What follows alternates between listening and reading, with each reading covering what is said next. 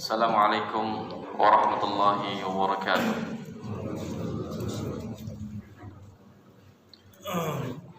Innal hamdalillah nahmaduhu wa nasta'inuhu wa nastaghfiruh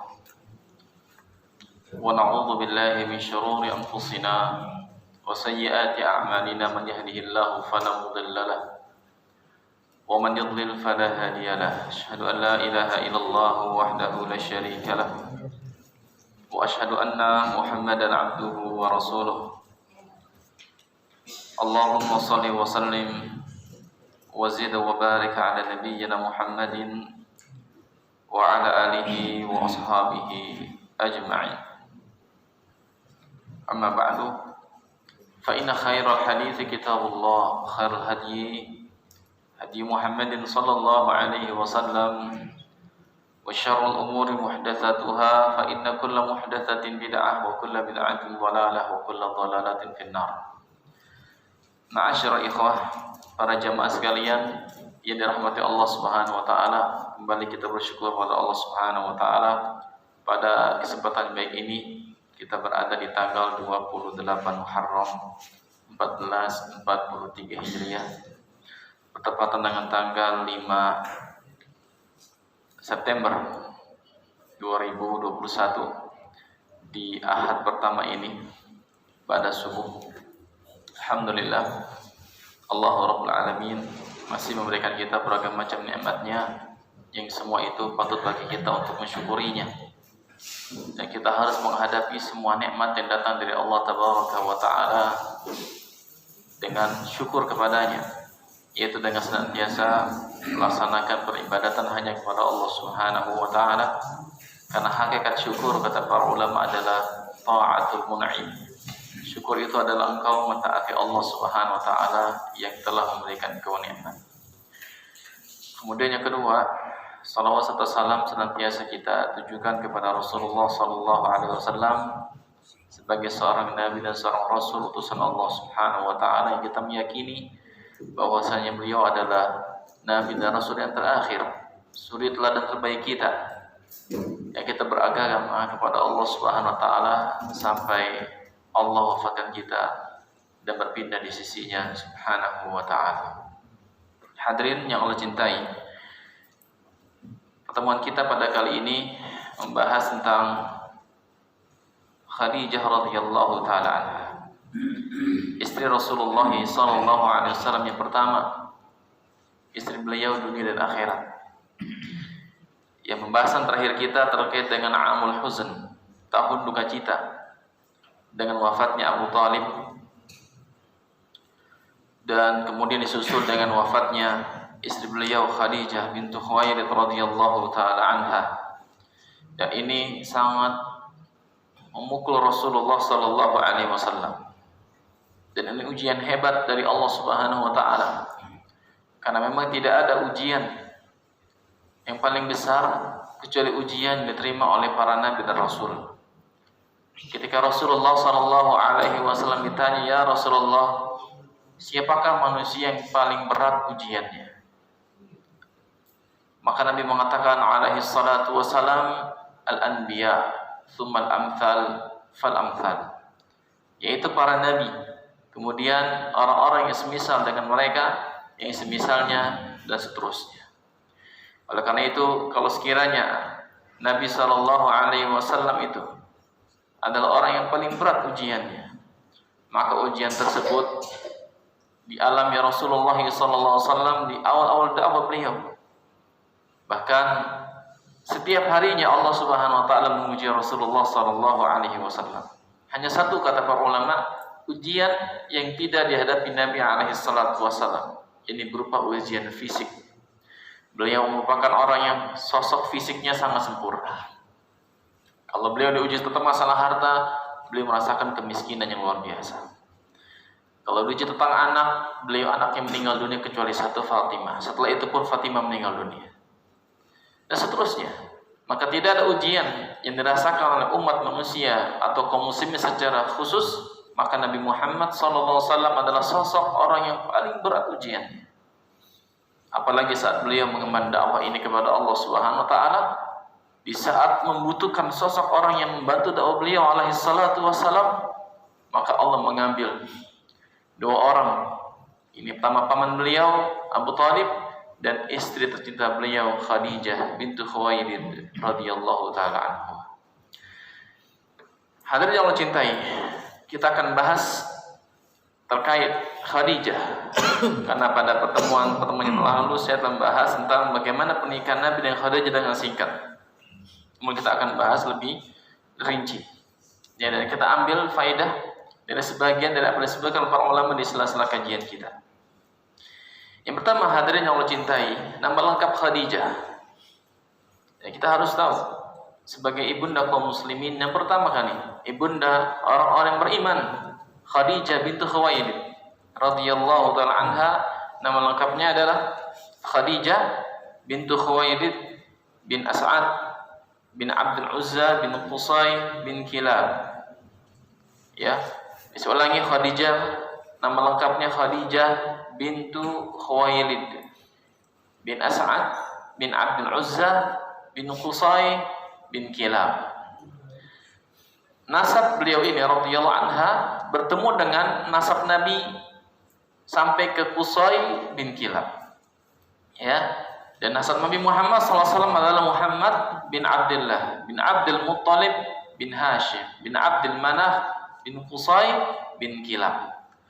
Berarti antara Nabi Muhammad SAW dengan Khadijah bintu Khuwailid ketemu dengan nasab keduanya pada kakek beliau ini Qusay bin Kilab. Berarti antara Nabi SAW dan Khadijah masih memiliki hubungan kerabat yang sangat dekat. Dan begitulah kebiasaan bangsa Arab. Mereka sangat memelihara nasab. Dan mereka sering sekali menikahkan anak-anak mereka dengan sesama anak-anak saudara mereka. Salah satu faktornya adalah nasab yang tinggi di antara mereka. Dan faktornya lagi adalah agar nasab mereka senantiasa terjaga. Sehingga sebagian para ulama kita, di antaranya Al-Imam Syafi'i rahimahullah ta'ala Al-Qurashi Al-Mutallibi, beliau salah seorang imam kaum muslimin yang dinasihati oleh ibunya agar beliau pergi ke Mekah. Agar apa? Agar nasab beliau rahimahullah ta'ala tidak lepas, tidak hilang, tidak terabaikan. Karena menjaga nasab itu penting. Menjaga nasab itu apa? Penting, karena memang Allah Subhanahu wa taala perintahkan kita menjaganya. Agar kita kenal siapa orang-orang tua kita, agar kita kenal orang-orang yang menjadi jalur asobah bagi kita, agar kita mengenal jalur dari kalangan ibu kita, zawil arham, karena masing-masing mereka punya hak atas kita dan kita berkewajiban atas mereka. Dan sebagian di antara mereka bisa mewariskan di antara kita. Ini pentingnya menjaga nasab.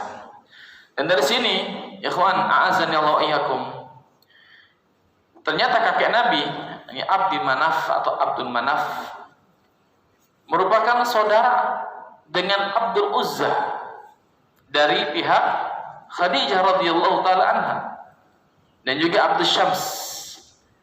Sehingga Khadijah sendiri ada sosok wanita yang masih tergolong wanita Quraisy yang memiliki nasab yang sangat tinggi. Jadi Allah Subhanahu wa taala memang menjaga untuk Nabi Muhammad SAW seorang wanita yang nantinya akan menjadi istrinya sallallahu alaihi wasallam, yang memiliki keturunan, yang memiliki nasab yang tinggi, bukan orang sembarangan. Dan juga Allah Subhanahu wa taala ingin menjaga agar Nabi Muhammad SAW tidak terfitnah oleh manusia dengan memiliki seorang istri yang nasabnya tidak baik. Ya, ini pentingnya Pak. Kita mencari pasangan hidup buat kita dan juga anak-anak kita nasab yang baik, walaupun tidak tinggi nasabnya. Artinya dia berasal dari keluarga yang baik, terkenal kebaikannya, atau minimal keluarga tersebut tidak tercoreng dengan keburukan dari sebagian dari anggota keluarga. Meskipun terkadang susah di zaman sekarang. Ya, ini pentingnya kita memperhatikan nasab agar memang kehidupan seseorang itu menjadi baik secara keduniaannya, walaupun nanti di akhirat nasab tidak lagi bermanfaat. Ya, Allah mengatakan fa idza nufikha fis-sur fala ansaba bainahum wa la yatasaalun. apabila sangkakala telah Allah tiup subhanahu wa ta'ala dan berakhirnya kehidupan dunia ini, maka nasab-nasab di antara mereka tidak lagi berfaedah dan mereka tidak akan saling bertanya siapa bapaknya, siapa anaknya, dan mereka akan saling berlarian satu dengan yang lainnya. Tapi masalah nasab di dunia sangat penting, ya. Karena apa? Karena begitulah yang Allah perintahkan buat kita. Kemudian ikhwan dan para jamaah cintai, ya, Khadijah sendiri radhiyallahu anha, dia merupakan sosok yang sangat spesial, ya, pribadinya. Bahkan beliau sosok wanita yang begitu terkenal di kalangan bangsa Arab. Tidak ada wanita yang paling terkenal waktu itu kecuali Khadijah. Walaupun ada wanita yang lainnya yang terkenal, di antaranya Hindun bintu Utbah, ya, sosok seorang wanita yang memiliki kecerdasan luar biasa. Dia anaknya Utbah bin Rabi'ah. Hindunnya muslimah. Nanti dia masuk Islam pada saat Fatu Makkah bersama suaminya. Siapa suaminya? Abu Sufyan radhiyallahu taala anhu. Ya, hingga kata bapaknya, kalau sekiranya Hindun laki-laki, ini Hindun bintu Utbah, maka dia pantas menjadi seorang pemimpin bagi kaumnya. Karena Hindun banyak menelurkan pemikiran-pemikiran yang sangat jenius, sehingga anaknya Muawiyah bin Abi Sufyan merupakan sosok laki-laki yang sangat cerdas, dan dia menjadi raja pertama dari kalangan bangsa Arab yang dengan tampuk kekuasaan setelah Al-Khulafaur Rasyidun. Ya, anaknya siapa?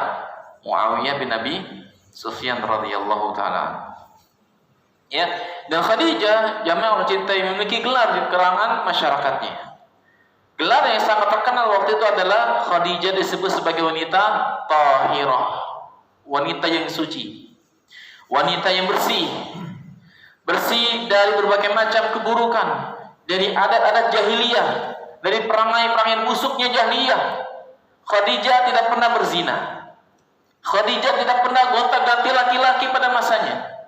Khadijah tidak pernah mengambil suami orang.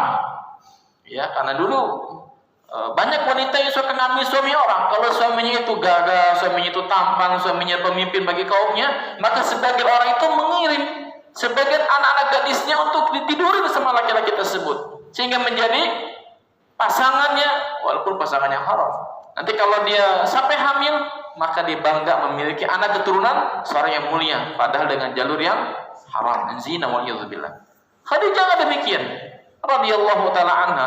Allah jaga nasabnya sejak awal, karena memang Allah subhanahu wa taala ingin menjadikan beliau sebagai seorang istri Nabi dan Rasul yang mulia alaihi salatu wassalam. Jadi wanita yang tahirah, wanita yang apa ikhwan? Yang suci. Ya, nasabnya terjaga. Kesopanan dirinya, kesucian dirinya pun terjaga. Bahkan secara umum Khadijah tidak pernah terjerembab dalam perkara-perkara maksiat yang besar waktu itu. Ya, karena Khadijah sekali lagi seorang wanita yang sangat menjaga kesopanan dirinya. Yang kedua, ikhwah, a'azzanallahu iyyakum, Khadijah sebagai wanita yang afifah, yang menjaga kehormatan diri. Dia nggak pernah melakukan tindakan-tindakan yang tidak baik, ya, meminta kepada makhluk, pada manusia waktu itu. Bahkan sebaliknya, menjadi tumpuan bagi sebagian keluarga, khususnya laki-laki yang bekerja kepadanya. Dia menjaga kehormatan diri, menjaga kehormatan keluarganya. Ini penting bagi kita untuk mendidik anak-anak perempuan kita jamaah yang cintai, agar dia menjadi wanita yang bersih, yang suci, yang memiliki sikap afifah, menjaga kehormatan dirinya, ya, dari ucapan, dari perbuatan, dari adab, dari akhlak. Kita ajarkan anak-anak kita seperti itu, agar nanti dia tumbuh besar menjadi wanita terhormat, menjaga auratnya, menjaga tutur katanya, menjaga adab dan akhlaknya, menjaga hak Allah dan Rasulnya Sallallahu Alaihi Wasallam, menjaga hak-hak kita sebagai orang tua, menjaga hak-hak keluarga, hak-hak tetangga, bahkan hak-hak dirinya sebagai seorang wanita muslimah. Maka kita jadikan Khadijah ini sebagai teladan bagi mereka. Perkenalkan tentang istri-istri Rasulullah SAW kepada anak-anak kita, agar dia tahu bahwasanya teladan mereka adalah sosok yang luar biasa. Seorang wanita yang pernah menjadi istri Nabi-Nya SAW, menemani hidupnya, menemani dakwanya, menemani di kala susah, di kala senang, dan berjumpa dengan Rabb-nya dalam kondisi dia diridhoi oleh Allah Subhanahu wa taala. Ya, ini penting jemaah. Kita perkenalkan. Ya, kalau kita nggak bisa memperkenalkan atau kita kurang informasi tentang itu, kita belikan buku tentang sosok-sosok wanita yang besar dalam Islam, dan banyak buku-buku tentang masalah ini. Ya. Kemudian ikhwan, Khadijah juga selain dari akhlaknya mulia, nasabnya mulia, dia pun sosok wanita yang memiliki kecantikan. Sehingga dari sisi inilah ikhwah, dari sisi ini baiknya nasab, kehormatan yang tinggi, ya tahira kesucian dirinya, afifah kehormatan dirinya, dan cantik rupanya, parasnya, maka banyak para bangsawan Arab untuk datang melamarnya. Ya, memang manusia atau seorang wanita dinikahi karena nasabnya, kecantikannya. Dan ini perkara yang fitrah. Kalau kita mencari wanita yang cantik, wanita yang mulia, wanita yang kaya, fitrah manusia.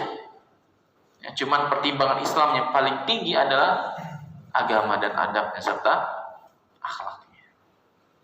Ya, maka dari sinilah Khadijah itu banyak sekali memiliki atau diperhatikan oleh kaumnya. Ya, banyak laki-laki ingin melamarnya, datang untuk meminangnya. Ya. Dan Khadijah sempat menikah 2 kali dan semuanya meninggal dunia. Ya, saya sebutkan. Ya, Khadijah ini menikah dengan Nabi SAW adalah untuk ketiga kalinya. Setelah Khadijah suaminya meninggal dunia 2 kali, Khadijah seakan-akan dia merasa sudahlah, saya nggak mau menikah lagi. Ya, dia akan fokus dengan kehidupannya. Ya, suami pertama beliau radhiyallahu anha adalah Atiq bin A'il al-Makhzumi, meninggal dunia. Ya, kemudian menikah lagi dengan Abu Halah ibn An-Nabashi At-Tamimi. Dari suami kedua ini Khadijah memiliki 2 anak. Ya, 2 anak. Yang pertama adalah Halah, yang kedua adalah Hind bin An-Nabashi. Hind, ya namanya Hind. Jadi 2 anaknya. Pertama Hind, yang kedua Halah. Orang-orang Arab, Pak, menamakan anak dengan Hind atau Hindun untuk laki, untuk perempuan. Ya. Salah satunya yang Hind untuk laki-laki adalah anaknya Khadijah radhiyallahu anha. Yani Hind bin Abi Halah. Yang kedua adalah Halah. Untuk Hind ini meninggal dunia dan belum mendapati masa Islam. Adapun Halah menjadi anak tiri Rasulullah SAW. Keduanya laki-laki.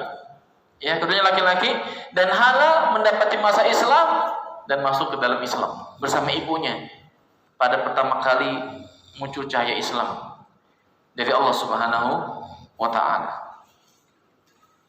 Ya, jadi Khadijah punya anak 2. Keduanya laki-laki. Yang pertama Hind, yang kedua adalah Halah bin Abi Halah radhiyallahu taala anhu. Dan untuk hal ini para ulama mengatakan seperti dinukil oleh Al-Imam Ibnu Sa'ad dalam kitabnya At-Tabaqat Al-Kubra di juz yang keempat di halaman 267, saya catat di sini, ya. Fawaladat lahu Hind wa Halah rajulaini famata Halah wa adraka Hind al-Islam fa aslam. Ya, Khadijah punya 2 anak, Hind dan Halah. Keduanya laki-laki. Maka Halah yang meninggal dunia Halah, sementara Hind dia masuk Islam bersama Khadijah radhiyallahu taala anha. Dan dia merasakan bagaimana sikap Rasulullah SAW terhadap dirinya. Dan Rasulullah bukan bapak tiri pada hakikatnya menurut dia, tapi seorang ayah yang sempurna, ayah yang sejati. Ya, bagaimana Rasulullah SAW itu menikahi ibunya Khadijah dan membesarkan anaknya, merawatnya seperti anak kandungnya sendiri. Ya. Nah, kemudian ikhwan, ya, yang Allah muliakan, ya, meskipun Khadijah seorang janda waktu itu, ya, 2 kali menikah, meninggal dunia suami-suaminya, tapi dia tetap menjadi wanita yang menjaga kesucian dirinya, akhlaknya mulia, dan menjaga kehormatan dirinya untuk tidak meminta-minta kepada orang lain. Di samping Khadijah wanita yang kaya raya, di samping itu dia cerdas, sehingga banyak laki-laki yang ingin datang melamarnya. Tapi setelah beliau meninggal dunia suaminya dua-duanya, beliau seakan-akan tidak ingin lagi menikah, ya, karena mungkin tidak mau menghadapi permasalahan yang sama, ditinggal mati oleh kedua suaminya radhiyallahu taala anha. Atau kata ulama, beliau nggak buru-buru untuk menikah yang ketiga kalinya, ya, sampai benar-benar beliau menemukan sosok seorang laki-laki yang memang siap untuk menjadi suaminya, bisa menjadi suaminya bagi anaknya ini. Beliau tahan sampai pada akhirnya Allah Subhanahu wa taala menemukan untuk Khadijah sosok laki-laki yang sangat pantas. Ini Rasulullah sallallahu alaihi wasallam. Dan ini rahasia yang Allah sebutkan dalam sebuah ayat dalam surah An-Nur, surah 24 ayat 26.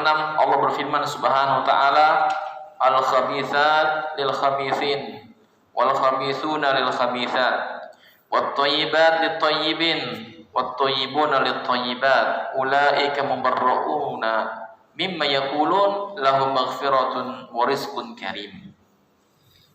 Wanita-wanita yang buruk, wanita-wanita yang jelek, baik ucapannya, perbuatannya, akhlaknya, adalah bagi laki-laki yang jelek, yang buruk perangainya, yang buruk ucapannya. Dan laki-laki yang buruk, laki-laki yang jelek perangainya, ucapannya, adalah bagi wanita-wanita yang buruk. Sementara wanita-wanita yang baik bagi laki-laki yang baik, dan laki-laki yang baik bagi wanita yang baik-baik.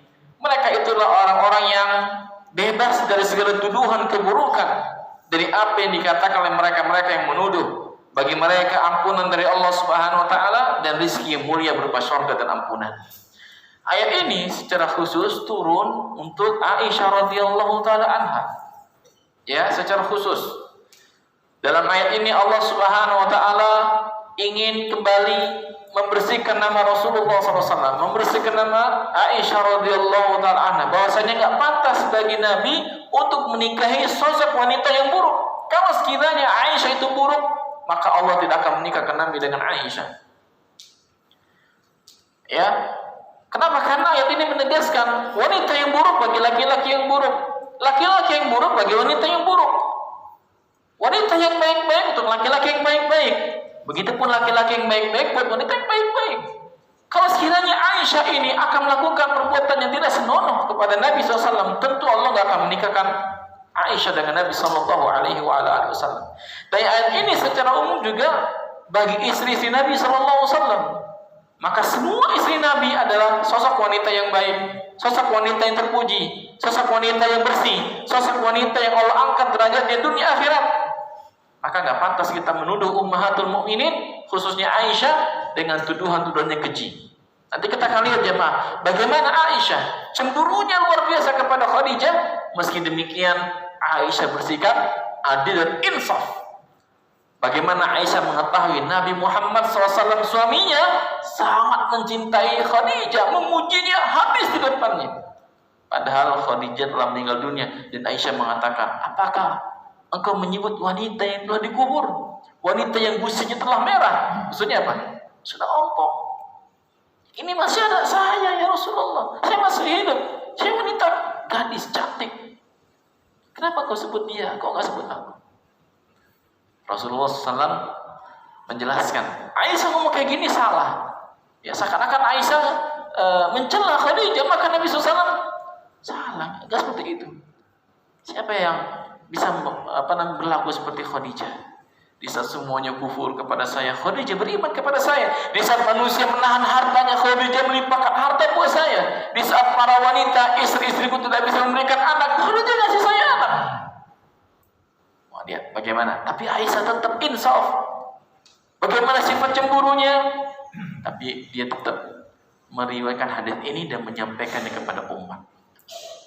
Orang kalau sudah benci sama orang, ya, dia nggak akan mau menyebutkan keutamaan orang tersebut. Ya, kalaupun menyebutkan pasti dengan nada yang sinis. Iya sih, dia baik orangnya, tapi begitu.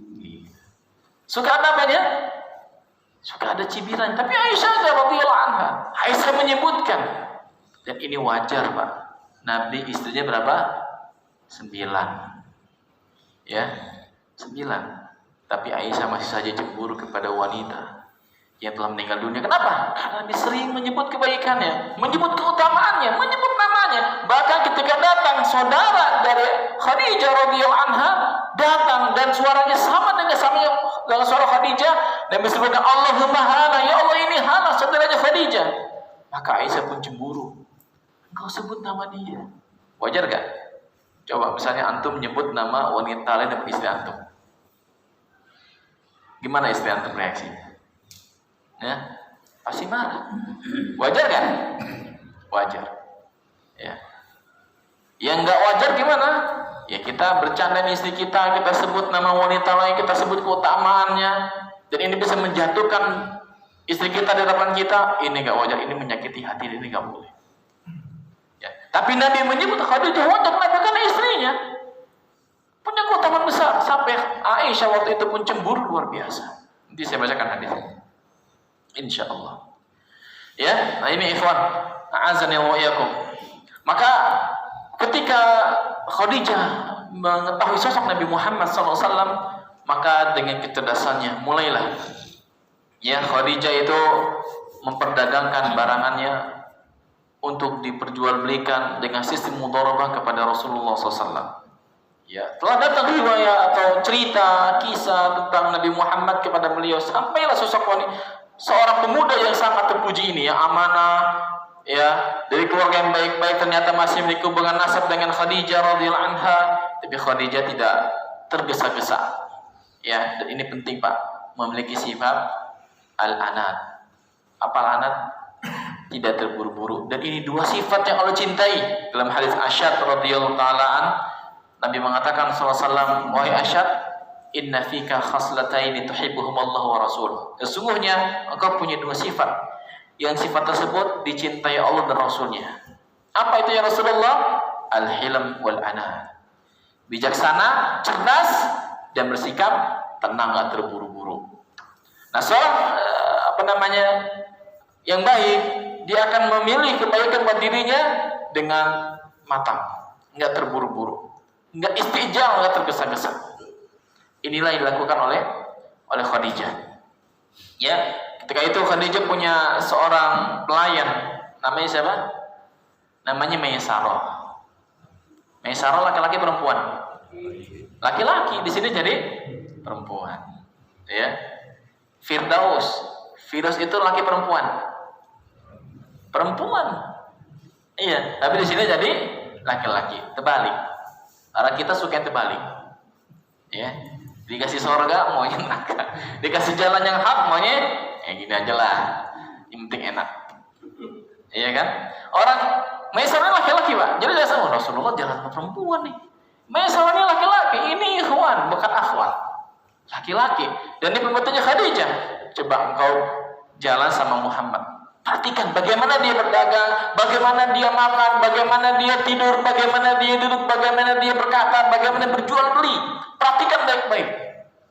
Nah ini boleh Pak, kalau kita ingin melihat bagaimana sosok orang itu Pak, ya ajak dia bersafar. Ini kan jalan di safar nih ke negeri Syam, ya. Maka Khadijah sebenarnya udah tertarik dengan Rasulullah SAW. Udah tahu sosok laki-laki yang luar biasa ini, yang amanahnya, yang luar biasa akhlaknya, tapi nggak terburu-buru. Ya nggak segera minta dilamarin, karena kita bilang ngebet, ada ngebet nih, tadi digibet orang Pak, ya kan gitu. Khadijah enggak ya, dia minta kepada pembantunya atau laki-laki ini sebagai pelayannya, coba ikuti Muhammad. Kau perhatikan baik-baik, bagaimana dia berjual beli dengan hartaku, bagaimana dia berakhlak mulia kepada manusia. Maka diikutin Pak. luar biasa. Ya, dan ini ujian sebenarnya untuk Nabi Muhammad SAW. Bagaimana ujiannya? Nabi SAW satu sisi diuji dengan kefakiran, kemiskinan. Setelah kakeknya meninggal, beliau hidup dengan siapa? Dengan pamannya Abu Talib. Abu Talib bukan orang kaya, dia punya banyak anak. Ya, sehingga Nabi Muhammad SAW harus bekerja keras untuk menghidupi dirinya. Ketika Nabi SAW dapat pekerjaan berupa apa?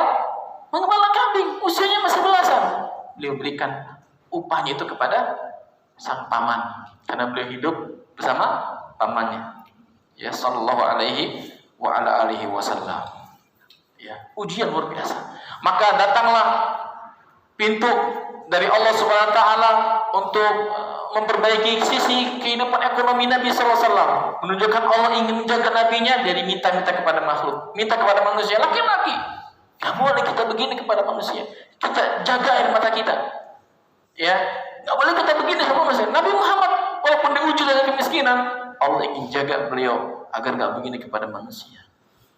Ya, tapi beliau bekerja, meskipun harus berdagang, jadi pengembala kambing dan seterusnya. Ya, dan Nabi bersafar, Pak. Maka kelihatanlah sosok pribadi seorang ketika safar. Bagaimana Nabi berjual beli, bagaimana Nabi di jalan, bagaimana Nabi bermuamalah kepada manusia, bagaimana Nabi memiliki sikap amanah dengan harta yang Nabi SAW dititipkan. Makanya kalau kita ingin kenal seseorang, Pak, ajak dia safar, ajak dia jalan-jalan di tempat yang jauh, akan kelihatan bagaimana sosok dan sifat sebenarnya.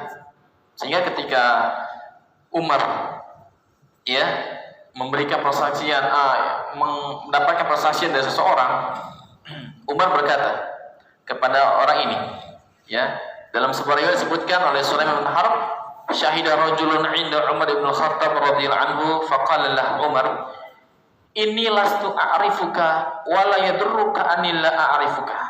Kata Umar, ya, aku ini enggak kenal dirimu, dan sebenarnya enggak bermasalah buat saya, aku enggak kenal engkau. Jadi sebenarnya kalau kita nggak kenal dengan orang lain, yang kalau kita kenal sama dia nggak manfaat, nggak masalah, Pak. Ya. Dan saya nggak tahu tentang dirimu ini. Fa'tini biman ya'rifuka. Coba hadirkan seseorang yang kenal baik dengan kau. Faqala rajulun, maka orang mengatakan, ana a'rifuhu ya Amirul Mukminin. Maka ada seorang laki-laki daripada hadirnya waktu itu melihat bagaimana persaksian dari Umar. Wahai Umar, wahai Amirul Mukminin, saya kenal orang ini. Engkau kenal dengan dia? Iya. Bagaimana kau mengenalnya? Kata Umar. Kata Umar, bi ayyi syai'in ta'rifu. Dengan apa kau kenal orang ini? Kata laki-laki ini, bil adalah, dengan sikap adilnya nih. Dia orang baik, dia orang soleh, dia suka ke masjid misalnya. Qala, Umar berkata lagi, wa jaruka al-adna ta'rifu lailahu wa naharahu wa madkhalahu wa makhrajahu. Di tetanggamu bukan? Engkau tahu siangnya, malamnya kayak apa? Sikap dia di siang hari, di malam hari bersama keluarganya, dia masuk, dia keluar. Kamu tahu dia? Tetangga engkau itu? Bukan, ya Umar. Kemudian kata Umar lagi, fa'amalaka bidirham wa dinar alladhi tustadallu bihi ma'al wara'. Kau punya urusan utang-utang sama dia. Artinya dia pernah utang gak sama ente? Minjem uang, punya hutang gak? Atau kau pernah urusan gak sama dia masalah dinar sama dirham? Oh, enggak. Ya, enggak punya. Dia enggak pernah. Saya enggak tahu. Ya, saya enggak pernah urusan dengan dia masalah harta. Kata Umar lagi, fasahibuka fi safar alladhi yustadallu bihi ala makarimil akhlaq. Kau pernah safar sama dia yang dengannya kau tahu bagaimana akhlak dia? Qala la, enggak pernah. Tetangga bukan. Enggak pernah urusan sama uang, enggak pernah juga. Enggak pernah safar sama itu, enggak juga. Kata Umar, falasta ta'rifu. Kalau gitu engkau enggak kenal dia. Artinya bukan berarti kalau misalnya kita enggak melakukan safar dengan orang tersebut, bukan tetangganya, enggak pernah urusan sama harta, bukan sama sekali kita enggak mengenal. Tapi hakikat pengenalan itu bisa diketahui dari 3 hal ini. Ya, orang terkadang kalau safar kan kelihatan tuh malesnya, ngegurutunya, ya, sulitnya diatur, gitu. Dan juga masalah harta, ya, kalau hutang niatnya nggak bayar, atau dia menjadi orang yang sering hutang sama manusia. pinjam sini, pinjam sono, sini nggak bayar, mau bayar pinjam lagi masih di sini, tutup lubang gali lubang, sehingga harusnya dia terjerat dengan hutang, waliyadzubillah. Nah ini bahaya ya. Atau dia tetangga kita tahu bagaimana di rumahnya dengan anaknya, dengan istrinya. Tadi nggak tahu lah, kita tetangga kan misalnya begitu. Ya ini, makanya Khadijah dan kecelasannya coba pergi sama Muhammad, safar sama dia, berdagang. Bagaimana dia berjual beli, bagaimana amanahnya tentang harta, bagaimana sikapnya kepada manusia. Perhatikan kepada wahai Maisarah. Maka Maisarah pun pergi dengan Rasulullah SAW. Ya, dan didapati dengan dari beliau itu SAW akhlak yang mulia. Ya, sopannya, santunnya, dan seterusnya. Dan juga adil serta amanahnya ketika menjajakan perdagangan. Enggak ngumpet-ngumpetin aib barang. Ya, barang jelek dibilang bagus. Oh ini limited edition. Ya, padahal KW misalnya begitu ya. Atau memang barangnya enggak bagus dibilang bagus. Ini akhlak orang kita, Pak. Ingat, hati-hati. Kalau antum ingin berkah hartanya, ikhwan, atau kita semua ingin berkah, maka kalau jual beli tolong jelaskan kondisi barang. Ya, Nabi mengatakan SAW al-bai'ani bil khiyar. Ya, jual beli itu boleh dengan khiyar, boleh lanjutkan, boleh memutuskan. Malam yatafarraqa, sebelum mereka berpisah dari tempat akad majelis. Ya, kata Nabi SAW, fa'in bayyana, ketika keduanya menjelaskan, pedagang menjelaskan barang ini begini, barangnya begitu, punya plus minusnya, burikallahu ma fi bai'ihima, hartanya jual beli tersebut Allah berkahi. Wa in katama wa kadzaba muhiqat barakatuhuma, jika dia berdusta, menyembunyikan aib barangnya, maka jual belinya enggak Allah berkahi. Teman-teman yang punya bisnis, jelaskan apakah itu bisnisnya barang atau makanan sekalipun. Jangan makanan nggak enak dibilang enak. Wah ini enak nih. Ini Masya Allah nih, tesnya luar biasa. Ya, bumbu-bumbu tradisional. Ya, atau bumbu-bumbu impor, padahal beli di pasar. Ini nggak boleh, ini apa namanya, membodohi publik, nggak boleh, ini nggak berkah hartanya nanti. Ya. Ini makanya begitulah Khadijah melihat bagaimana sosok Nabi Muhammad SAW, sosok laki-laki yang luar biasa. Ya. Nah kemudian Pak, singkat cerita, jamaah cintai, Khadijah pun melamar untuk Rasulullah. Jadi Khadijah yang minta. Dahulu Pak, laki-laki yang melamar. Tapi Khadijah waktu itu berani melawan arus. Dia sendiri yang minta kepada Rasulullah untuk menikah dirinya, tapi nggak langsung. Dia bahasa kitanya apa ya? Mengutus seorang wanita. Ya, saya catat di sini namanya adalah Nafisa binti Muniyah. Datang kepada Rasulullah SAW, wahai Muhammad, sesungguhnya ada sosok wanita yang begitu mengharapkan dirimu untuk menikahi dirinya. Secara isyarat. Coba kalau kita digituin. Wah, bener nih. Siap. Ya bercanda nih, ya kan? Medek nih, ini menghina atau memuji kan gitu. Ya, kalau saya sebut namanya kau pasti kenal. Maka disebut pula namanya dia Khadijah bintu Khuwailid.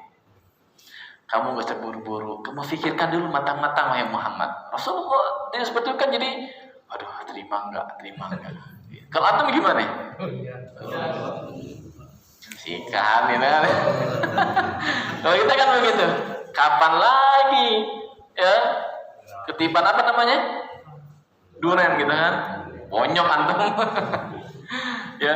Rasulullah SAW memikirkan, bilang kepada aminya, kepada pamannya, Khadijah datang untuk dirinya, kepada diriku, agar saya menikahi dirinya. Masya Allah. Maka Nabi berunding kepada keluarga besarnya Bani Hashim. Maka mereka sepakat menikahkan Nabi Muhammad kepada Khadijah. Dan ini syarat sekali lagi Pak. Ya, bagaimana wanita itu menjaga kesempurnaan dirinya. Kalau antum melihat sosok laki-laki yang antum ridhoi akhlak dan adabnya, nikahkan dengan anak antum segera. Ya, dan Nabi Muhammad mengatakan sallallahu alaihi wasallam, "Idza ja'akum man tardawna dinahu wa khuluquhu fa'ankihu illa taf'alu takun fitnatun fil ardi wa fasadun." Jika datang kepada kalian seorang laki-laki yang kau ridhoi agama dan akhlaknya, ingat Nabi katakan agama dan akhlaknya. Bukan hanya agama tapi agama dan akhlaknya. Nikahkan dengan anak-anak kalian. Kalau kalian yang melakukannya pasti terjadi fitnah di muka bumi ini dan kerusakan. Kalau ya Rasulullah wa in kana fihi, ya Rasulullah meskipun ada aib, orang itu mungkin ya dari keluarga yang kurang misalnya, enggak kaya misalnya. Ya, mungkin dia ekonominya lemah, tapi dia punya dua hal. Ya Allah dan Rasul mencintainya, adab dan akhlak atau agama dan akhlaknya. Ya, Nabi ulangi lagi sampai 3 kali. Ya, kalau ditanya, kenapa Nabi katakan agama dan akhlak? Bukan nggak cukup agama saja. Enggak, Pak. Mesti dua-duanya. Ada kalanya orang agamanya baik, sholatnya rajin, Masya Allah. Suka ikut kajian. Ya kan? Pakaiannya islami, berjenggot misalnya. Oke, pakaian islami lah. Tapi terkadang lisannya manusia itu nggak baik. Suka ngomongin orang, suka mencibir. Nah ini berarti akhlaknya yang baik. Untuk zaman sekarang memang sulit, Pak. Cari yang agamanya baik, akhlaknya sangat sulit. Ya, tapi kita berupaya dengan maksimal. Tanya sama orang-orang yang tahu masalah ini. Ya, dan saya sering ditanya oleh sebagian kaum muslimin, Ustaz tolong carikan jodoh buat anak saya. Ya, perempuan laki-laki bu anaknya, perempuan Ustaz. Wah. Ada 2 nih. Kalau antum punya anak laki-laki, kabari saya. Ya, ada 2 wanita atau akhwat yang siap untuk dipinang di nikah. Ya. Kalau anak antum siap, anak antum ya anak antum. Bukan antumnya, antum selalu siap insyaallah. Kabari saya ya sebelum terlambat. Nah, padahal ini luar biasa. Ini Nabi katakan sallallahu alaihi wasallam agama dan akhlak. Karena kalanya agamanya baik, Masya Allah, agamanya baik. Tapi masalah akhlak terkadang dia tersandung. Ya, tapi masalah harta misalnya dia utang belum bayar atau nggak bayar utangnya, ya kan? Waduh si rajinnya haji, wah utangnya nggak bayar. Jadi orang apa? Pandang sebelah mata. Ini pentingnya adab dan akhlak yang memang cintai. Ya masalah utang ini ngeri. Saya sebutkan masalah utang ini karena apa? Karena terkadang orang itu masalah harta itu menjadi sorotan penting. Masalah harta ya, ini fitnah luar biasa. Ya, nah ini ikhwan. Dan ini menjadi contoh salaf. Umar saja ketika Hafsah menjanda, tawarkan kepada Abu Bakar, tawarkan kepada Utsman. Kita tahu 2 sahabat ini dijamin surga. Tapi keduanya menolak. Kenapa? Karena Nabi pernah menyebut nama Hafsah. Ya, lihat. Maka Nabi melamar Hafsah luar biasa. Umar sempat sedikit kecewa dengan Abu Bakar sama Utsman. Kenapa? Kok ditolak lamarannya? Akhirnya dia mengatakan, sesungguhnya Rasulullah pernah menyebut nama Hafsah dan saya khawatir Rasulullah ingin menikahinya, maka saya tahan. Ternyata Umar pun paham maksud keduanya tidak menikahi Hafsah. Kenapa? Karena Rasulullah telah menyebut nama Hafsah radhiyallahu taala anha. Ya, akhirnya Khadijah pun ya memberi isyarat agar Rasulullah menikahi dirinya sallallahu alaihi wasallam. Kemudian Nabi pun maju untuk melamar. Dan ini luar biasa jamaah yang mencintai. Ya, maka terjadilah pernikahan laki-laki yang paling soleh, laki-laki yang luar biasa adab dan akhlaknya, laki-laki pilihan Allah Subhanahu wa taala menikah dengan wanita yang paling mulia di zamannya. Dan ini bukan kesombongan. Rasul juga mengatakan sallallahu alaihi wasallam, ya, ana sayyidu waladi Adam yaumil qiyamah wala fakhr. Saya ini adalah pemimpin anak Adam pada hari kiamat dan enggak ada kesombongan bagi diriku. Saya ini nabi, saya ini rasul, saya ini pemimpin bagi Adam dan enggak sombong bagi diriku. Wa biyadi liwa'ul hamdi wa fakhr. Dan di tanganku ini ada bendera pujian bagi Allah dan enggak ada kesombongan bagi diriku. Wa ma min nabiyyin yawma idzin Adam faman siwahu illa tahta liwa'i. Dan semua nabi waktu itu termasuk Adam berada di bawah benderaku itu. Wa ana awwalu man tanshaqqu anhu al-ardu wa la fakhr. Dan aku seorang yang pertama kali dibelah kuburannya, keluar dari kuburnya, dan bukan satu bentuk kesombongan. Jadi Nabi nggak sombong menikahi Khadijah, memang pantas. Ya. Nah, kenapa demikian ya kawan? Terkadang ada orang itu sombong ketika dapat istri yang cantik dan kaya raya. Ya enggak? Padahal yang kaya siapa? Yang kaya bininya. Yang kaya istrinya. Ya. Nah, ini perkara yang enggak baik buat kita. Muhammad SAW walaupun istrinya kaya raya, cuma bukan menjadikan beliau sombong pada manusia. Justru itu ujian untuk beliau sallallahu alaihi wasallam. Ya. Maka Rasulullah itu menikahi Khadijah, wanita yang afifah, wanita yang tahirah, wanita yang suci, wanita yang cerdas. Semua sifat kebaikan berkumpul kepada Khadijah binti Khuwailid radhiyallahu taala anha. Selain kecantikan dan segi akhlak, kecantikan fisik juga turut menghiasi Khadijah radhiyallahu taala anha. Ya, cantik wajahnya, cantik akalnya, dan seterusnya. Ya, para ulama mengatakan Rasulullah ketika menikah dengan Khadijah umurnya berapa tahun? 25 tahun. Untuk Khadijah sendiri para ulama berbeda pendapat. Ada mengatakan yang masyhur adalah 40 tahun. Di buku-buku sejarah sering mendapati Khadijah berusia 40 tahun. Sebagian ulama, dan ini disahihkan oleh Syekh Al-Albani rahimahullah taala dalam kitab As-Sirah Nabawiyah As-Sahihah, ya, bahwasanya Khadijah waktu itu berusia 20 tahun dan 28 tahun.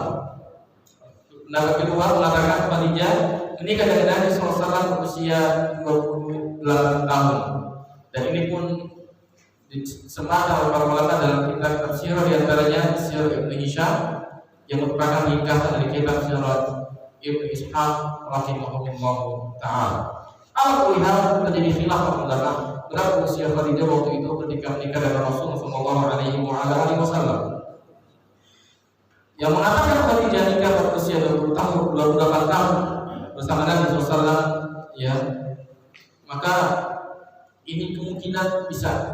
Karena Khadijah memiliki 6 anak hasil menikah dengan Rasulullah SAW, dan kemungkinan bisa terjadi ketika usia 24 tahun anaknya 6. Ya, ada di antara kita yang menikah dalam usia muda anaknya banyak. Ya, dan ini kejadian. Anak Nabi 6, 2 laki-laki, sisanya 4 perempuan. Namun ada dalil yang tepat juga menguatkan bahwasanya Khadijah menikah dengan Nabi umurnya 40 tahun. Dan setelah itu Khadijah hidup bersama Nabi SAW selama 25 tahun. 25 tahun, ya.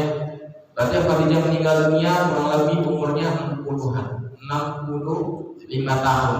Karena itu Aisyah radhiyallahu taala anha yang tadi saya isyaratkan di depan mengatakan begini. Karena Nabi sallallahu alaihi wasallam idza dzakara Khadijah athna 'alaiha wa ahsana dzana. Nabi SAW biasa kalau nyebut Khadijah lebih memujinya dan pujian setinggi-tingginya. Pujian luar biasa, sangat indah. Yang belum pernah puji manusia kecuali pada Khadijah. Cemburu dia. Faghirtu yauman, saya cemburu waktu itu. Fakultu, kata Aisyah, maaf kalau batatmuha hamra asyidqi. Ya Rasulullah, kamu sering banget sih nyebut-nyebut dia. Gitu. Ada wanita yang telah ngomong giginya. Gitu kata Aisyah. Ngambek Aisyah. Ya, kita lihat kalau istri kita lagi ngambek sama kita, kadang ngomongnya nggak enak kan. Awas melihat kalau nggak begitu mah. Kan gitu. Kata Aisyah, kesal banget itu. Khadijah ini ya Rasulullah. Karena wanita sudah tua, sudah ngomong giginya. Maka kata Aisyah, qad qadara Allah azza wa jalla biha khairun minha. Sungguh Allah telah menggantikan yang lebih baik dari Khadijah. Maksudnya siapa? Ini ada saya sih Rasulullah. Kenapa sebut Khadijah? Waktu sudah meninggal dunia, giginya sudah open. Dan sudah riwayat, ya fungsinya memerah. Enggak ada giginya maksudnya. Ya. Apa kata Nabi sallallahu alaihi wasallam? Ma abdani Allah azza wa jalla khairan minha. Allah tidak menggantikan seorang pun dengan yang lainnya yang lebih farijah. Tidak ada yang lebih farijah. Ini jujur dengan Qad amanat bi iftaqara biyan nas. Dia beriman kepada para manusia kufur. Wa saddaqani iftaqara biyan nas. Dia beriman kepada membenarkan aku di samping manusia mendustai aku. Wasabni bimaliha idhara biyan nas. Dia mengeluarkan harta untuk diriku pada samping manusia menahan hartanya. Wa razaqani Allah azza wa jalla waladaha idharaman al-aulad an-nisa. Dan Allah telah memberikan aku rezeki berupa anak-anak dan Khadijah yang para wanita, istri-istri yang lainnya tidak bisa dengan apa. Ini Nabi menyebutkan Khadijah lebih dari sebelumnya. Karena Aisyah mengatakan itu ya Rasulullah. Tapi Nabi malah puji setinggalnya Khadijah di hadapan istrinya Aisyah radhiyallahu taala anha. Yang dari syahid Pak, Aisyah mengatakan Khadijah sudah tua, sudah ompong, menunjukkan benar Khadijah itu menikahi Nabi dalam kondisi umurnya kurang lebih 40 tahun. Dan Nabi tidak berpoligami ketika menikahi Khadijah. Dan ini bantahan bagi para ahli Islam dan orang-orang yang telah Nabi ketika Nabi berpoligami istri lebih dari satu. Nabi menikahi wanita umumnya janda, usianya sudah kalau usianya sudah dibesar kalau dia lokal. Dia bagaimana Hafsah? Yang gadis hanya Aisyah. Yang gadis hanya Aisyah. Radhiyallahu taala.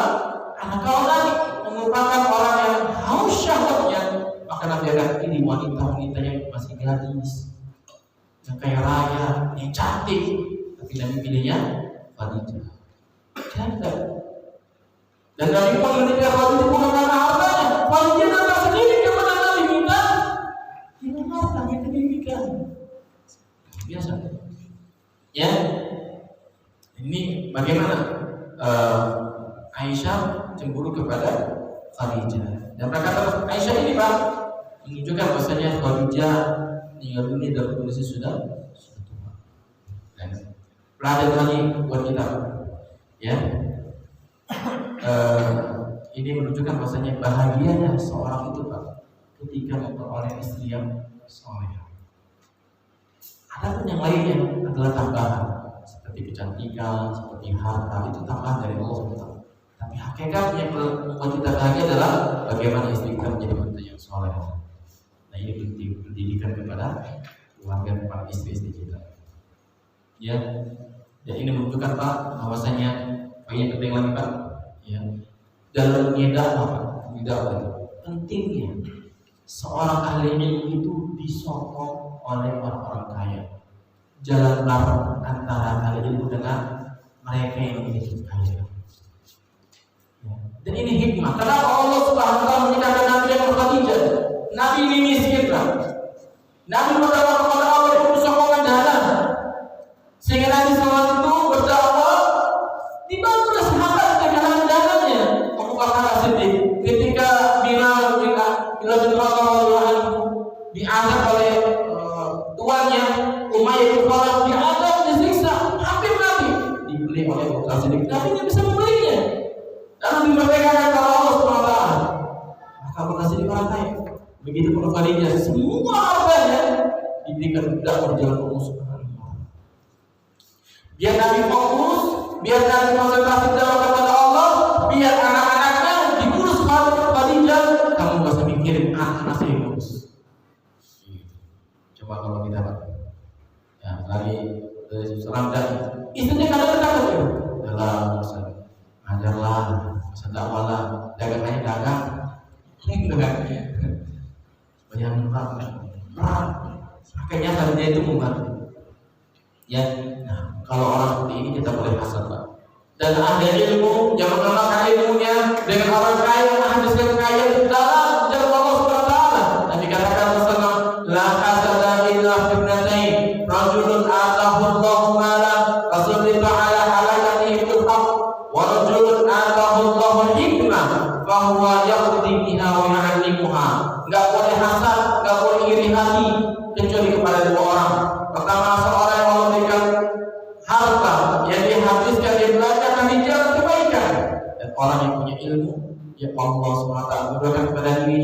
dia pun menyampaikannya, mengajarkannya, menunaikannya kepada manusia. Kalau kita ingin hasad sama orang tua ini, orang kaya yang kayanya manfaat buat umat, seorang ilmu yang ilmunya manfaat buat umat. Seperti itu bagi para pejabat, masalah ini dengan jabatan yang ada padanya. Kenapa? Nanti pada hari kiamat membuat penyesalan. Dia adalah pejabat teras, yang kekayaannya membludak. Kan begitu. Misalnya, kalaupun dia menjadi pejabat dan dia menjadi pejabat yang adil, yang amanah, yang insaf, maka silakan atau iri kalau dia jadi pejabat kayak dia itu. Tapi zaman sekarang jadi pejabat kayak gitu susah. Jangankan jadi pejabat teras, jadi RT yang orang sikut-sikutan. Iya kan Pak? Karena ada apa Pak? Hah?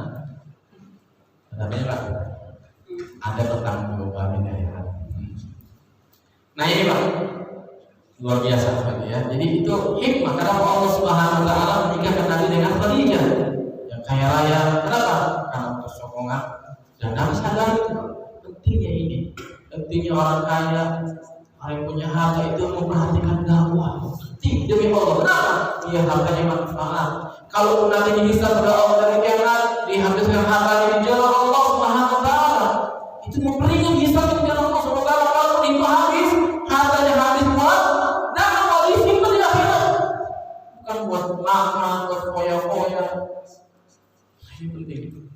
Ya, tetapi bagi seorang dai, bagi seorang alim, jangan berharap kepada makhluk, tetap berharap kepada Allah. Kalau ada orang membantunya dari segi harta dan dakwah ini, maka terima dengan lapang dada, dengan mengharapkan pahala dari Allah Subhanahu Wa Taala dan membantunya mendoakan istiqomah di jalan Allah Subhanahu Wa Taala dan bukan haji buku, bukan haji. Ini penting. Ya, yang terakhir Pak, kita lihat ya bagaimana sosok kemuliaan Khadijah, keutamaannya. Ya, kita bahas ya. Yang pertama, Khadijah adalah sebaik-baik wanita di zamannya. Jadi Allah ciptakan manusia di zaman itu, zaman-zaman ada wanita terbaiknya dan anak kami jauh sekali. Nabi bersabda sallallahu alaihi wasallam, khairun nisa'iha Maryam ibnat Imran wa khairun nisa'iha Khadijah. Sebaik-baik wanita di zamannya adalah Maryam bintu Imran, ibunya siapa? Isa bin Maryam. Ya. Dan sebaik-baik wanita di zamannya adalah Khadijah. Bayangkan Pak, di zaman Maryam wanita terbaik Maryam, di zaman Khadijah bagaimana jaraknya Pak? Sangat jauh antara Maryam dengan Khadijah. Jarak Nabi Muhammad dan Isa kurang lebih 500 tahun. 500 tahun Nabi Muhammad lahir 571 Masehi. Dan itu pasca wafatnya Isa bin Maryam sallallahu alaihi wasallam. Jadi jarak Muhammad dan Isa tahun 500 tahun. Berarti apa namanya? Maryam hidup 500 tahun sebelum Khadijah, wanita terbaik. Maka Allah mengeluarkan wanita terbaik setelah 500 tahun. Sehingga kata Ibnu Hajar rahimahullah, wa anna ma'naha anna kulla wahidatin minhuma khairun nisa'il ardi fi asriha. Maknanya hadis ini adalah setiap dari mereka, ini Maryam bin Imran dan Khadijah, keduanya adalah wanita terbaik dunia pada masanya. Ya, pada masanya. Luar biasa.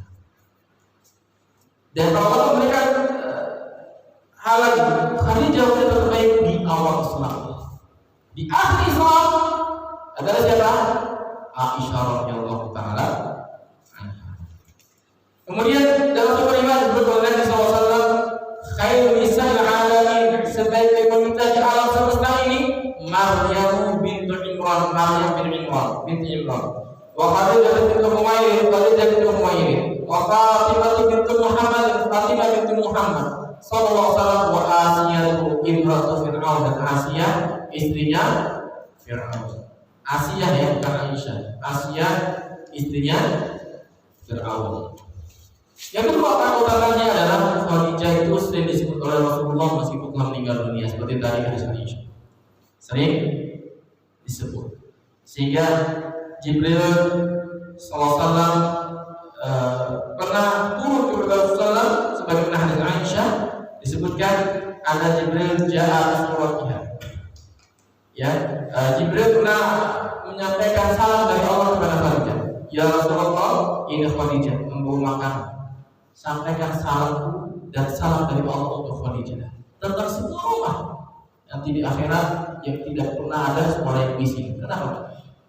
Karena pertama Khadijah setiap hari mendengar suara-suara miring tentang suaminya. Coba kalau misalnya istri antum dengar kalimat-kalimat miring tentang antum di luar, sedih kan? Suaminya begini, suaminya begitu. Pada suami terbaik itu Muhammad SAW. Yang kedua, ya Khadijah itu dia merasakan bagaimana pahit dia hidup bersama Rasulullah SAW, mengurus anaknya, suaminya ikhlas berdoa kepada Allah. Biasanya mengurus anak, capek lelah, sehingga Allah berikan rumah di surga yang gak ada capek, yang gak ada lelah, yang gak ada surga di sini. Ya, ini dia luar biasa tentang apa? Tentang Khadijah. Bahkan Nabi SAW ketika Khadijah meninggal dunia, Nabi mau kambing, lalu untuk kambing berikan kepada sahabat-sahabat Khadijah. Berikan kepada sahabat-sahabat Khadijah. Ini bikin Aisyah semakin cemburu. Bukan hanya kepada Khadijah, tapi kepada sahabatnya. Ya, nah ini kalau tidak timbul fitnah. Nah, kalau kita ngasih hadiah sama sahabat istri kita cemburu, jangan. Ini kasih ini sebulan sekian ratus ribu, kasih gamis, kasih jilbab. Kata istrinya, saya mana? Udah mau cemburu kan? Nggak dikasih, berarti negosiasi. Kalau nggak ada fitnah boleh, tapi kalau ada fitnah jangan. Kita harus cerdas juga dari suami, jangan sampai membuat istri semakin cemburu. Ya, ini. Kemudian yang menciptakan perkara di antara Khadijah adalah cinta pertama Nabi SAW. Cinta pertama Nabi, sehingga orang terkadang sulit menghilangkan cinta pertama. Ada yang pertama itu sulit. Ya kan? Sulit ya kan? Rasulullah tidak pernah melupakan Khadijah walaupun sudah punya anak, walaupun sudah tua. Lain sama kita. Nah, semoga aja kita ingat dulu begini. Bila udah punya anak 3, 4, nggak prima dona lagi. Khadijah itu Pak. Rasulullah SAW itu luar biasa. Dia mencintai Khadijah sepenuh hatinya. Sampai Khadijah meninggalnya tetap mencintai, tetap istrinya luar biasa. Sampai memuji Khadijah dan semua istrinya di dalam Aisyah radhiyallahu taala anha. Yang berikutnya Pak, Khadijah wanita yang pertama kali beriman kepada Allah Rasulnya di saat semua manusia kufur. Bayangin Pak, luar biasa. Khadijah sendirian Pak, ditinggalkan kawan-kawannya yang mencaci maki suaminya sallallahu alaihi wasallam. Dia kerahkan hartanya untuk mendapat suaminya sallallahu alaihi wasallam, diurusi anak-anaknya. Luar biasa. Berat bagi seorang istri Pak, ketika harus mendukung suaminya dalam kebaikan, yang suaminya mencela orang ketiga dan semua kawan-kawan demi suaminya karena Allah. Coba kalau istri kita meninggalkan semua kawan-kawannya Pak, apalagi di media sosial, ditinggalkan, dikeluarkan dari grup, gimana rasanya Pak? Nggak dikenal kita oleh sebagian para ulama. Itu siapa yang menghadiri namanya? Istrinya Pak Kurang, kami nggak kenal. Kan berat bagi suami istri Pak. Apalagi ketika sekarang ini ingin dikenal, baik di media sosial atau di medianya. Kalau Khadijah demikian Pak. Ya sudah, kegelisahan tentang beliau sallallahu alaihi wasallam. Radhiyallahu ta'ala, ya, di saat semua istri itu dekat dengan suaminya, Khadijah sedang tinggal dengan Rasulullah untuk berdakwah. Bayangkan, ya. Dan yang paling luar biasa Pak, Khadijah itu pandai untuk menenangkan hati Rasulullah. Ketika pertama kali datang wahyu, Jibril menampakkan sosok yang luar biasa. Nabi itu dari Gua Hira dalam kondisi ketakutan. Zamiluni, selimuti aku. Lakukan kewajiban pada nafsi, sungguh saya takutkan diriku. Maka Khadijah terjamin menenangkan hati Rasulullah SAW. Kalla, abshir, fawallahi la yukhzika Allah abadan. Sekali-sekali tidak wahai suamiku, bergembiralah demi Allah, sungguh Allah tidak akan hinakan musuh selamanya.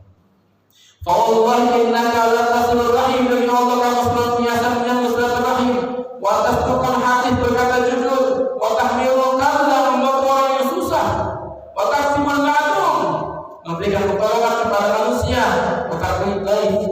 dan kau senantiasa mengingat kamu wa tu'inu ala nawaitul haq, dan kau senantiasa membantu manusia atau kuat di atas kebaikan. Kalau suami kita lagi ada masalah atau suami-suami sekarang ada masalah di kantor, istri kita bilangnya apa? Lagi kan si Allah, gitu kan? Terkadang malah begitu, ya bisnisnya nggak lancar, gimana sih dagang? Gimana sih bisnis? Uang habis, capek tenaga dan pikiran, kayaknya pulang aja aku ke rumah orang tua.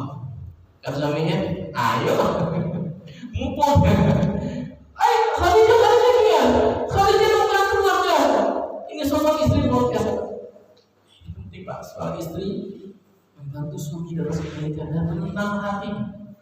Ya, gak malah bikin gelisah, bikin panas, bikin mendidih. Udah besok sikat aja Bang.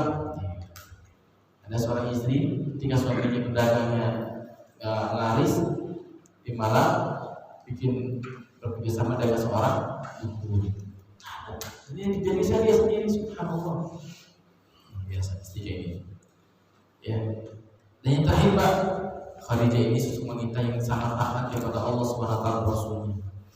Ya, enggak pernah berutu sama suami. Ya, enggak pernah angkat suara dengan suaminya. Sehingga pantas kalau sekali Allah berikan rumah yang luar biasa di surga. Ya, dan yang paling utama lagi kata ulama adalah Khadijah itu tidak pernah merasakan kelezatan hidup dalam Islam. Khadijah tidak merasakan bagaimana jayanya Islam. Khadijah tidak merasakan bagaimana suami menjadi seorang nabi rasul yang jaya, yang dakwahnya melebar, jadi pemimpin perang, pemimpin kaum muslimin. Pernah Khadijah tidak pernah ada sosok itu. Khadijah meninggal dunia. Radhiyallahu anha. Ada yang seperti lainnya. Lain sama Aisyah. Aisyah bagaimana jadi pemimpin perang, pemimpin kaum muslimin. Sosok orang yang sangat begitu terhormat dari kaum muslimin. Khadijah tidak merasakan itu. Ya, Khadijah bagaimana jerih payahnya. Awal Islam itu sakitnya, susahnya, Khadijah turut menanggung. Ya, sehingga Allah SWT menyempurnakan bagian pahalanya untuk Khadijah di mana? Di akhirat. Masya Allah. Ya, Khadijah itu istri Nabi dunia. Ini.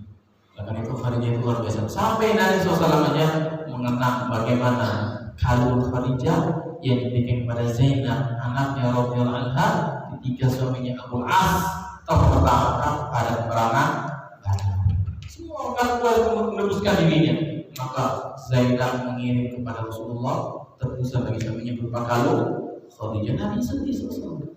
Nabi minta sahabatnya, gimana kalau kita lepaskan dari Abu As ini dengan catatan Zainab pindah rumah saya ke Madinah. Nabi merasa sedih, terngiang-ngiang tentang Khadijah. Dan sahabat tahu bagaimana sosok Nabi sangat begitu mencintai Khadijah radhiyallahu taala. Sampai di sini yang mencintai sedikit tentang ibunda muslimin Khadijah binti Khuwailid, sosok wanita yang luar biasa.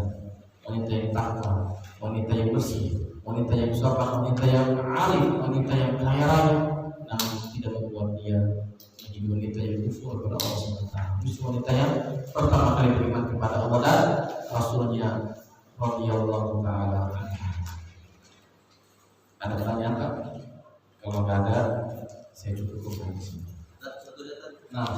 Masalah pendidikan, apakah itu bisa dipakai dalil nggak bahwa seorang tidak berpoligami itu? Iya. Rasulullah SAW tidak berpoligami ketika menikah Khadijah itu karena melihat begitu keutamaannya Khadijah dan menjaga rasa Khadijah radhiyallahu taala. Boleh ada seorang suami tidak berpoligami lantaran begitu mencintai istrinya, begitu menghormati istrinya, dengan catatan tidak mengharapkan poligami. Boleh ada apa-apa. Dan tidak semua para ulama Islam berpoligami. Tidak semua para sahabat berpoligami. Nah, katanya di poligami itu bukan perkara yang wajib. Sementara poligami punya syarat harus berpoligami seorang suami. Gak masalah kalau dia berasal dari ini terus dia poligami sebelum dia sebelum poligami masih itu. Setelah hadir di dunia Nabi berpoligami tentu dengan perintah dari Allah SWT dan ada kemaslahatan. Kalau kita berpoligami ada maslahatnya, silakan dengan syarat, dengan cara-cara yang ditentukan oleh Allah Subhanahu wa taala. Jangan berpoligami niatnya ingin bangga-bangga. Niatnya ingin sebatas melampiaskan hawa nafsu.